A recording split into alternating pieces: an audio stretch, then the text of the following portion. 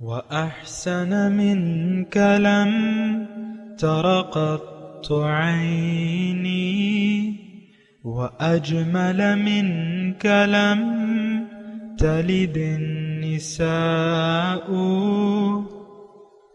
خلقت مبرأ من كل عيب خلقت مبرأ من كل عيب كأنك قد خلقت كما تشاء. كتاب أنزلناه إليك مبارك ليدبروا آياته وليتذكر أولو الألباب. یہ کتاب برکت والی ہے جسے ہم نے آپ کی طرف نازل فرمایا ہے تاکہ دانش مند لوگ اس کی آیتوں میں غور و فکر کریں اور نصیحت حاصل کریں. اللہم صلی علی سیدنا محمد وعلی آل سیدنا محمد بعدد کل ذرۃ مئۃ الف الف مرۃ. سامعین و ناظرین کرام، السلام علیکم ورحمۃ اللہ وبرکاتہ. سامعین کرام، سورہ مومنون درس نمبر 1566 آیت نمبر 71-72. آج کا موضوع، کیا دین کو ہم نے اپنی خواہشات کے تابع کر لیا ہے؟ اس کے ساتھ آج کے سبق کا آغاز کرتے ہیں. سب سے پہلے گزشتہ سبق کا اعادہ ہوگا. اعوذ باللہ من الشیطان الرجیم. پناہ مانگتا ہوں میں اللہ کی شیطان مردود سے. بسم اللہ الرحمن الرحیم. شروع اللہ کے نام سے جو بڑا مہربان نہایت رحم والا ہے. ام لم يعرفوا رسولهم فهم له منکرون. یا یہ اپنے پیغمبر کو جانتے پہچانتے نہیں، اس وجہ سے ان کو نہیں مانتے. ام یقولون به جنہ بل جاءهم بالحق واکثرهم للحق کارہون.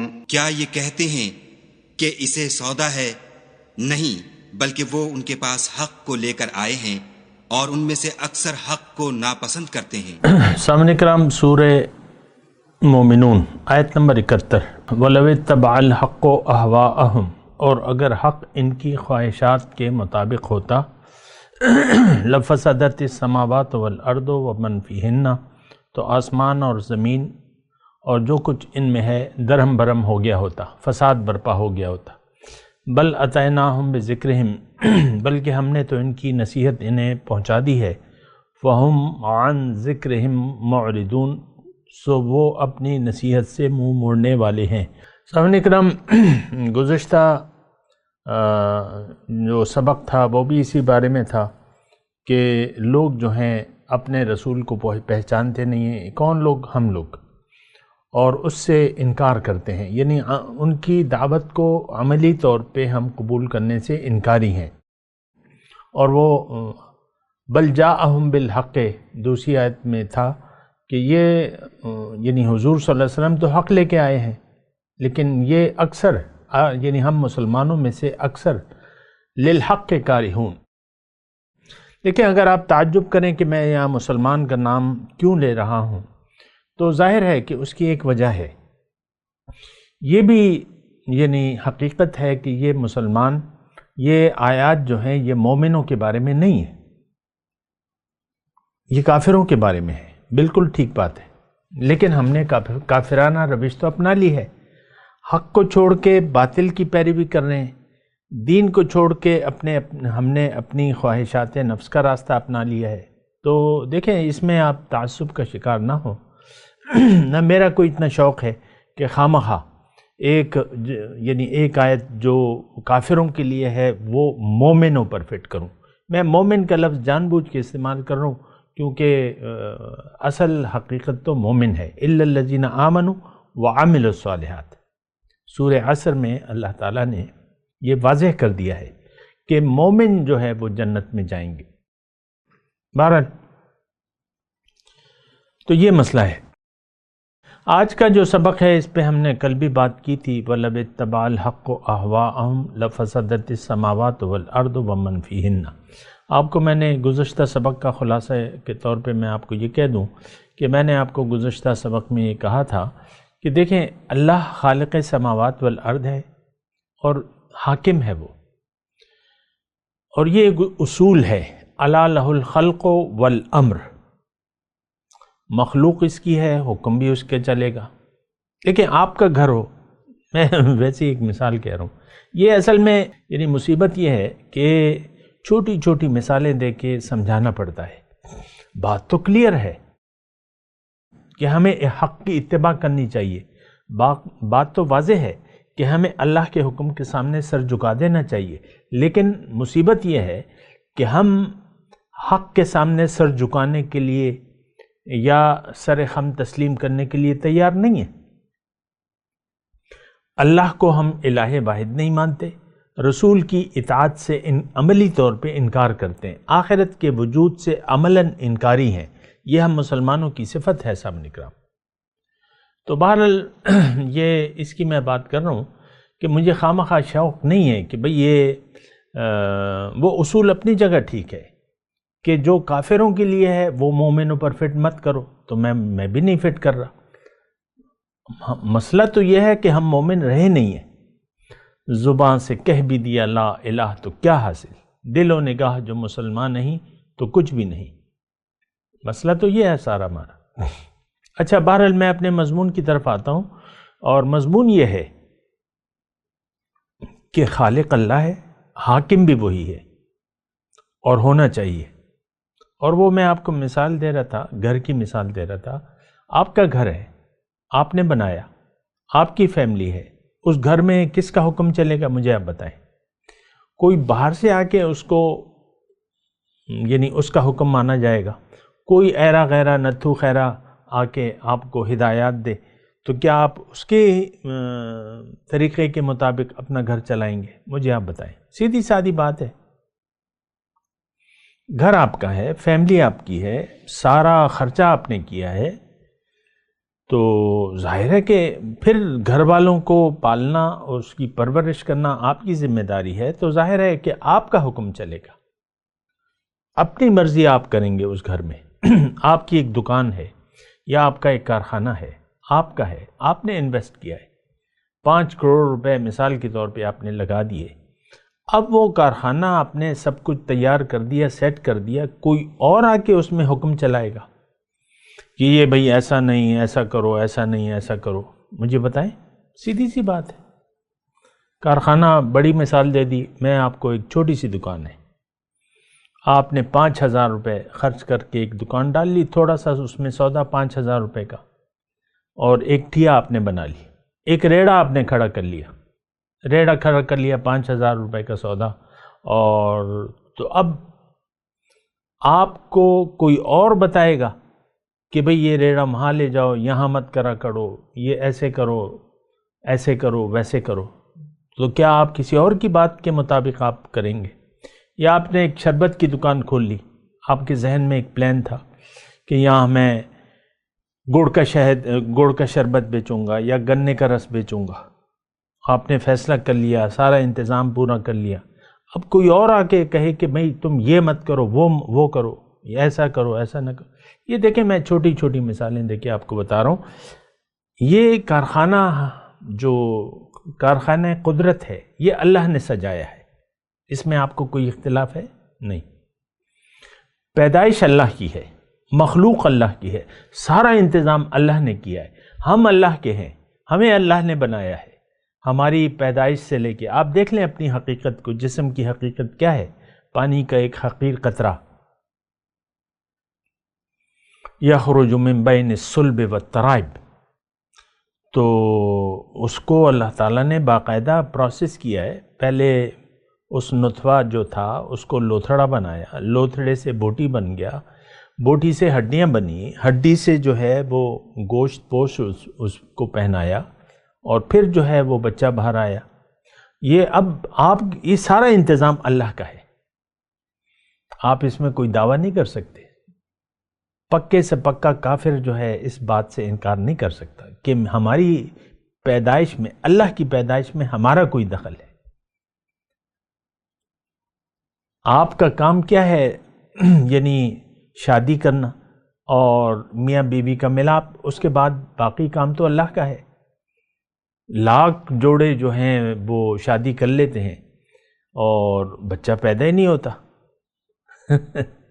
یہ اللہ ہے۔ وَيَجْعَلُ مَن يَشَاءُ عَقِيمًا، جس کو چاہے بانجھ کر دے، جس کو چاہے بیٹیاں دے، جس کو چاہے دونوں دے، جس کو چاہے لڑکے دے۔ قرآن کی آیت کا ترجمہ ہے۔ اب یہ سارا کارخانہ قدرت جو ہے، تھوڑا سا دیکھیں، آپ ریلیکس ہو جائیں اور سوچیں اس بات پہ۔ اللہ تعالیٰ اس میں واللہ لا يحب الفساد، اللہ تعالیٰ فساد نہیں چاہتا زمین پہ۔ واللہ لا يحب الفساد قرآن کی آیت ہے، دیکھ لیں، فساد نہیں چاہتا اللہ تعالیٰ، امن شانتی۔ اللہ تعالیٰ ٹھیک ہے، ہمارے اندر شیطان ہے، نفس ہے، لیکن ہدایت بھی تو ہے اللہ تعالیٰ، یہ اور اختیار بھی موجود ہے آپ کے پاس۔ تو آپ کیوں اللہ کی ہدایت کو چھوڑ کے نفس و شیطان کی بات مانتے ہیں اور اپنی مرضی سے زندگی گزارتے ہیں؟ زندگی کو تم اپنا کیوں جانتے ہو؟ ایک بہت خراب جملہ ہے، my life and my style. زندگی تمہاری نہیں ہے، یہ اللہ کی عطا کردہ ہے، اور اس میں مرضی بھی تمہاری نہیں چلے گی۔ میرا جسم میری مرضی، گمراہ کن بات ہے۔ جو بھی کہتا ہے یہ، ہم سب یہ کہہ رہے ہیں کہ بھئی my life and my style, یہ میری زندگی ہے، جیسے چاہے آپ دیکھ لیں۔ دیکھیں، میں گزارش کروں، میں آپ سے ذاتی طور پہ مخاطب ہوں، کیا آپ کسی اور کی اس میں مداخلت برداشت کرتے ہیں؟ آج کا مسلمان اس زندگی میں کسی اور کی مداخلت برداشت نہیں کرتا، چاہے وہ اللہ ہی کیوں نہ ہو، چاہے وہ اللہ کا رسول ہی کیوں نہ ہو۔ ہم نہیں مانتے، میری مرضی۔ بہت سے لوگ ایسے ہی ہیں، اکثریت جو ہے آج کے مسلمان کی اکثریت من چاہی زندگی گزار رہی ہے، اور یہ سب سے بڑے گمراہ لوگ ہیں۔ ایسے مسلمان جو من چاہی زندگی گزار رہے ہیں، سب سے بڑے گمراہ ہیں۔ وَمَنْ أَضَلُّ مِمَّنِ اتَّبَعَ هَوَاهُ بِغَيْرِ هُدًى مِّنَ اللَّهِ، کون ہے زیادہ گمراہ اس شخص سے جو من چاہی زندگی گزار رہے بغیر اللہ کی ہدایت کے۔ دیکھیں مسئلہ، میرا جی چاہتا ہے کہ میں یہاں رک جاؤں اور آپ سے تھوڑی درخواست کروں کہ آپ اس بات کو سمجھیں، اور آپ سے میں سوال کروں کہ کیوں رب کی مرضی کو چھوڑ کے آپ اپنی مرضی زندگی گزار رہے ہیں؟ کیوں آپ راستہ بھٹک گئے؟ کیوں اللہ کی محبت کو چھوڑ کے یا اپنے دل کو اللہ کی محبت سے دور رکھ کے دنیا کی محبت کو اپنے دل میں داخل کر لیا ہے؟ میں آپ سے پوچھتا ہوں۔ تو یہ مسائل ہیں ہمارے، بہت سے ہمارے مسائل ہیں، اور ہم جو ہے اللہ کی بات کو نظر انداز کر کے جی رہے۔ کون؟ آج کا مسلمان۔ اس بات پہ آپ غور کریں نا، آج کا مسلمان اللہ کی ہدایت کو نظر انداز کر کے زندگی گزار رہا ہے۔ تو مسئلہ جو ہے بہت گھمبیر ہے، بہت کوئی سیدھا سادہ مسئلہ نہیں ہے، بہت مسئلہ ٹیڑھا ہو چکا ہے۔ دیکھیں قرآن تو، میں اب کیا کروں، میں آپ کو یہی بات بتا رہا ہوں، اس بات پہ اصرار کر رہا ہوں کہ اس قرآن کو اپنے لیے سمجھیں، اس کو اپنے اوپر لاگو کریں، یہ ہمارے لیے ہدایت ہے۔ آگے اسی آیت میں تذکرہ آ رہا ہے، بل اتیناہم بذکرہم فہم عن ذکرہم معرضون۔ کس کے بارے میں ہے یہ؟ آج کے مسلمان کے بارے میں، ہمارے بارے میں ہے کہ ہم نے ان کو ہدایت تو دی ہے۔ ذکر کے 3 معنی ہیں سامنے کرام۔ ذکر نصیحت، قرآن نصیحت ہے۔ خیر خواہی، قرآن خیر خواہی ہے۔ عزت اور شرف، قرآن ہم لے لیں تو عزت اور شرف اللہ تعالیٰ ہمیں عنایت فرمائے گا. تو یہ ہمارے لیے ہے. بل اتینا، یہ جو ہے یعنی اللہ تعالیٰ جو فرما رہا ہے کہ ہم نے تو ان کی نصیحت ان کو پہنچا دی ہے اور یہ اپنی نصیحت سے منہ موڑ رہے ہیں. ایک تو پہلے میں یہ بات کلیئر کر دوں جو میں آپ کو اصرار کرتا ہوں کہ یہ غیر کے لیے نہیں ہے. ٹھیک ہے یہ کافروں کے لیے ہے، لیکن مسلمانوں پر اس کا اطلاق اس لیے نہیں ہوتا کہ آلریڈی اس نے مومن نے جو ہے وہ نصیحت قبول کر لیتا ہے. کلمہ طیبہ پڑھا ہے، یہ راستہ اس نے سیدھا کر لیا ہے، یہ سیدھے راستے پر ہے. انک علی صراط مستقیم.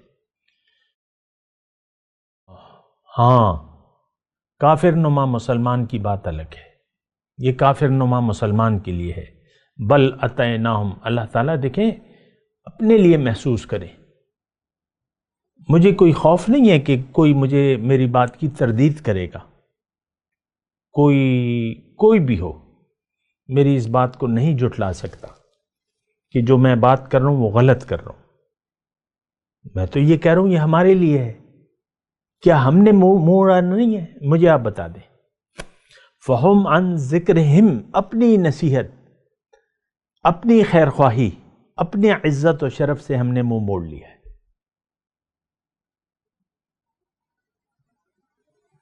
وہ شاعر نے کہا ہے نا کہ وہ زمانے میں معزز تھے حامل قرآن ہو کر، تم خوار ہو تارک قرآن ہو کر.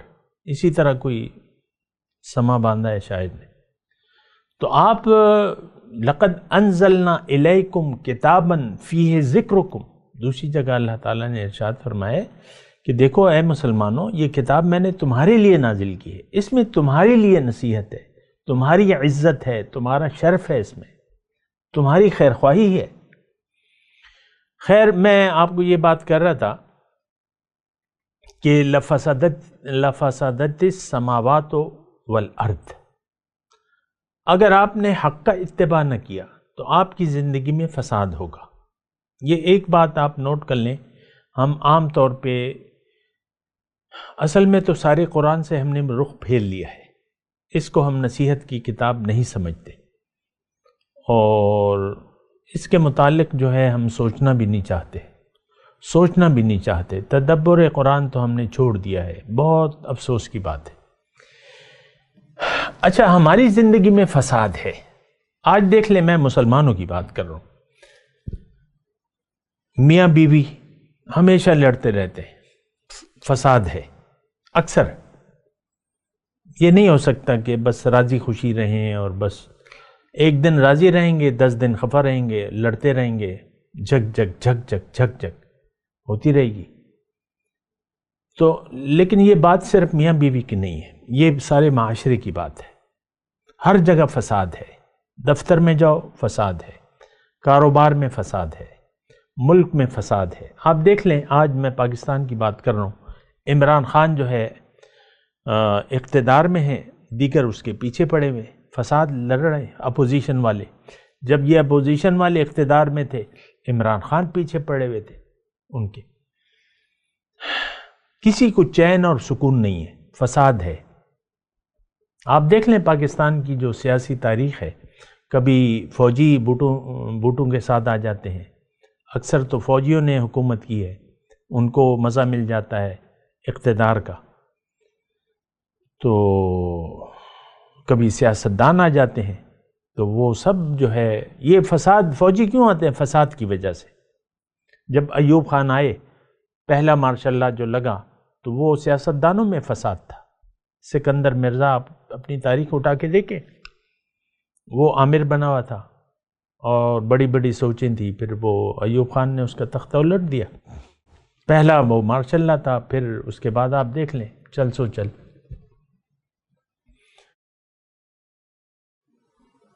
ضیاء الحق کیوں آئے؟ سیاستدانوں میں فساد تھا. تحریک چل رہی تھی بھٹو کے خلاف، فساد تھا، تو پھر بوٹ آ گئے. اب نواز شریف جو تھے اس کو کیوں رخصت کیا؟ اس نے ہوائی جہاز روک لیا تھا آرمی چیف کا، اس کو معزول کر کے اپنے حکم جاری کر رہا تھا، میں مطلق العنان ہوں، میرا کسی سے کوئی اختلاف یا اتفاق نہیں ہے، میں تو فساد کی بات کر رہا ہوں، فساد ہے، آج مسلمان فسادی ہیں، ایران جو ہے فساد پر تو لوا ہے، جو آپ کا سعودی عرب ہے وہ ہم سے مختلف ہے، وہ اپنے نظریے کو ہم پر فٹ کرنا چاہتا ہے، ان کا ایک نظریہ ہے جو بھی ہے، ہمیں کافر اور مشرک سمجھتے ہیں، ساری کتابیں ان کی بھری ہوئی ہیں، آپ حج پہ جائیں بڑی مفت کتابیں آپ کو دیتے ہیں، یہ شرک ہے، یہ شرک ہے، یہ شرک ہے، یہ شرک ہے، اپنی مرضی سے انہوں نے لکھا ہے جو کچھ بھی ہے۔ مسلمان آپس میں باہم دست و گریباں ہیں، اور ہم نے اپنی اصل ڈیوٹی کو بھلا دیا ہے۔ ہماری اصل ڈیوٹی کیا تھی؟ کنتم خیر امت اخرجت للناس، تم ایک بہترین امت ہو، تمہیں میں نے اور لوگوں کے لیے بنایا ہے، وہ تو ہم نے چھوڑ دی ہے ڈیوٹی۔ اللہ، تو بات یہ ہے کہ دیکھیں، سوچیں، ہم لوگ جو ہیں گمراہ ہو گئے ہیں، ہم لوگوں نے ترک اسلام کر دیا ہے عملی طور پہ، زبان سے تو آپ کہہ نہیں سکتے، آپ اپنے آپ کو مجبوراً مسلمان کہتے ہیں، مجبوراً، یہ الگ بات ہے کہ آپ نے اسلام سے علیحدگی اختیار کر لی ہے، ہم اسلام کے تابع نہیں ہیں، اسلام کو ہم نے اپنی خواہشات کے تابع کر لیا ہے۔ ہر تفسیر بیان کرنے والا جو دین کی تشریح کرنے اپنی تشریحات کرتا ہے، اور ہم باہم دست و گریب، فساد ہے۔ یعنی ہم دیکھیں، اس میں تھوڑا سا نقطہ یہ ہے کہ حق کو اپنی ہم نے خواہش کے مطابق بنا لیا ہے۔ حق، میں آپ سے کہتا ہوں کہ حق ہم نے اپنی خواہشات کے مطابق کر لیا ہے۔ ہر دینی فرقہ جو ہے تو وہ اپنی تشریحات کر رہے دین کی، ہر ایک دوسرے کو مشرک اور کافر قرار دے رہا ہے، پھر عوام کا دین سے کوئی تعلق نہیں ہے، خواص کا بھی نہیں ہے، جو دین کے لوگ ہیں دین اسلام سے ان کا کوئی تعلق نہیں ہے، جو ڈیوٹی ہے وہ سب نے بھلا دی ہے۔ کنتم خیر امت اخرجت للناس تأمرون بالمعروف وتنہون عن المنکر وتؤمنون، یہ ڈیوٹی سب نے بھلا دی ہے۔ دیکھیں، یہ بنیادی باتیں ہیں، آپ کو سوچنا ہوں گی۔ اچھا، پھر فساد، یہ اللہ تعالیٰ تھوڑا سا اگر ان ٹیکسٹ پہ آپ غور کریں نا، وَلَوِ اتَّبَعَ الْحَقُّ أَهْوَاءَهُمْ لَفَسَدَتِ السَّمَاوَاتُ وَالْأَرْضُ وَمَنْ فِيهِنَّ، اگر ایسا ہوتا کہ حق، یہ کائنات ہماری مرضی سے چلتی تو اس میں فساد برپا ہو جاتا، تو پھر اللہ تعالیٰ فرماتا ہے کہ بل اتیناہم بذکرہم فہم عن ذکرہم معرضون۔ اس پہ بھی میں نے بات کی ہے، سوچیں اس پہ۔ ام تسألہم خرجا، کیا آپ ان سے کوئی اجرت مانگتے ہیں؟ فخراج ربک خیر، سو تیرے رب کی اجرت بہتر ہے، وہو خیر الرازقین، اور وہ سب سے بہتر روزی دینے والا ہے۔ ام تسألہم خرجا، کیا آپ ان سے کوئی خرج یعنی کوئی اخراج مانگتے ہیں، اجرت مانگتے ہیں؟ ہم تو دیکھیں، ہم اجرت کے یعنی ہم جو ہیں، آپ کو میں بات کہہ رہا ہوں کہ ہم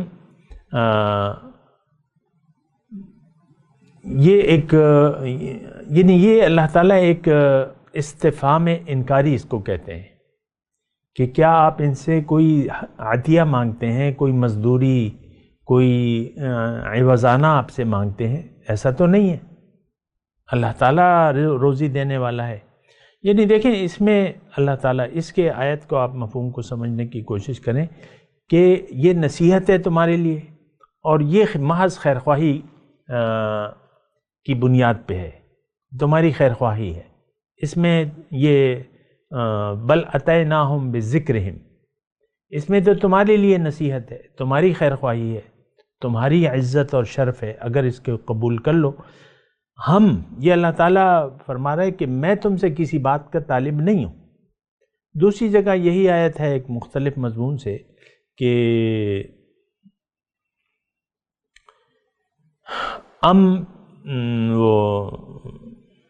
کیا میں ان سے رزق مانگتا ہوں؟ نحن نرزقک، ہم تمہیں روزی دینے والے ہیں۔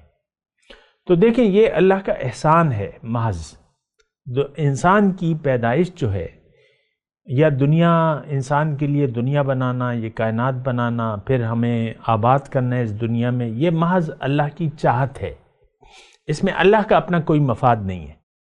اور پھر اللہ تعالیٰ، یہ تو دیکھیں سراسر جو ہے اللہ کا پیار ہے اور محبت ہے، ہمارا زمین پر وجود، ہمیں زندگی دینا، زندگی کے وسائل فراہم کرنا، اور ہدایت بہت بڑی نعمت ہے، ہدایت خداوندی، اور پھر رسول جو آتے ہیں جو عملی نمونہ پیش کرتے ہیں، یہ بہت بڑی رحمت ہے۔ تو اس میں اللہ تعالیٰ کی تو کوئی مفاد نہیں ہے، نہ رسول کا اپنا کوئی مفاد ہے۔ رسول کی تو اپنی ذات میں جو ہے وہ ہدایت یافتہ ہے اللہ تعالیٰ کی طرف سے، اور وہ تو یعنی جس طرح کہ اللہ تعالیٰ کی تعریف ہے اسی طرح رسول کے اپنے مقامات ہیں۔ آپ کے قبول کرنے سے رسول کی رسالت میں تو کوئی فرق نہیں پڑے گا، یا رسول آپ سے کسی بھی چیز کا طالب نہیں ہے بجز اس کے کہ وہ آپ سے یہ کہتا ہے کہ تم زندگی مال و جان کو اپنا نہ سمجھو بلکہ اللہ کی مرضی سے مال و جان کو خرچ کرو۔ تو اس میں تو ہماری لیے بہتری ہے، یعنی اطاعت میں تو ہماری بہتری ہے اور نافرمانی میں ہمارا نقصان ہے۔ یہ سارے اس مضمون کا وہ ہے، وَإِنَّكَ لَتَدْعُوهُمْ إِلَىٰ صِرَاطٍ مُسْتَقِيمٍ، اور آپ تو انہیں سیدھے راستے کی طرف بلاتے ہیں۔ وَإِنَّ الَّذِينَ لَا يُؤْمِنُونَ بِالْآخِرَةِ عَنِ الصِّرَاطِ لَنَاكِبُونَ، جو لوگ آخرت کو نہیں مانتے وہ سیدھے راستے سے ہٹنے والے ہیں۔ اس پہ بھی غور کریں، بڑی اہم آیت ہے، وَإِنَّكَ لَتَدْعُوهُمْ إِلَىٰ صِرَاطٍ مُسْتَقِيمٍ، تو بے شک آپ انہیں سیدھے راستے کی طرف بلاتے ہیں۔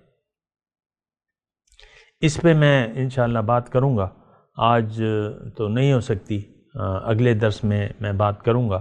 بہرحال آج کے درس کا خلاصہ یہ ہے کہ ہم جو آیات پڑھ چکے ہیں تو اس کا خلاصہ یہ ہے کہ آپ حق کا اتباع کریں، حق کو اپنی خواہشات کے تابع نہ کریں، ورنہ آپ کی زندگی میں فساد آ جائے گا، اور آپ اس قرآن کو اپنے لیے رحمت سمجھیں، زحمت نہ سمجھیں، بل اتیناہم بذکرہم، یہ تمہارے لیے عزت ہے، تمہاری خیر خواہی ہے اور تمہارے لیے نصیحت ہے، اس کو قبول کر لیں۔ ہم تو اسے قبول کرنے سے عملی طور پہ انکاری ہیں، یہ بات بھی نوٹ کر لیں، اس جملے پہ غور کریں۔ میں تلاوت کرتا ہوں، میرے ساتھ دہرائیے، اعوذ باللہ من الشیطان الرجیم، بسم اللہ الرحمن الرحیم۔ وَلَوِ اتَّبَعَ الْحَقُّ أَهْوَاءَهُمْ لَفَسَدَتِ السَّمَاوَاتُ وَالْأَرْضُ وَمَنْ فِيهِنَّ، اور اگر حق ان کی خواہشات کی پیروی کرتا،